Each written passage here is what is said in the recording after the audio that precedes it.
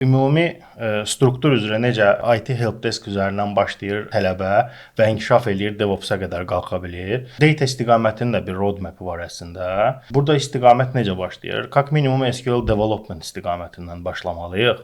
SQL-ı bilməlisən ki, sən digər platformalarda database mütəxəssisi olaraq formalaşa biləsən, puxtələşə biləsən. Günümüzdə də SQL istiqamətində olan biliklər hər yerdə tələb olunur. Bu dəqiqə belə deyək, HR istiqamətində də var, audit istiqamətində də tələb olunur, risklərdə də tələb olunur və s. və ilaxır. Demək olar ki, bütün sahələri əhatə eləyir. Tək IT related məsələlər deyil. Ona görə minimum SQL-dan başlamaq lazımdır. SQL-dan başlayandan sonra artıq sənin istənilən SQL developerin fikri, hədəfi, məqsədi administrativ biliklərə yiyələnməkdir. Günümüzdə artıq belə deyək də, bir SQL development biliklərinə yiyələnmiş adamlar iki şaxəyə bölünür.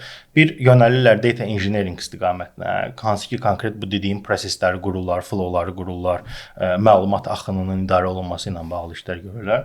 Bir də var inzibati işlər. İnzibati işlər artıq database administrator istiqamətinə gedir.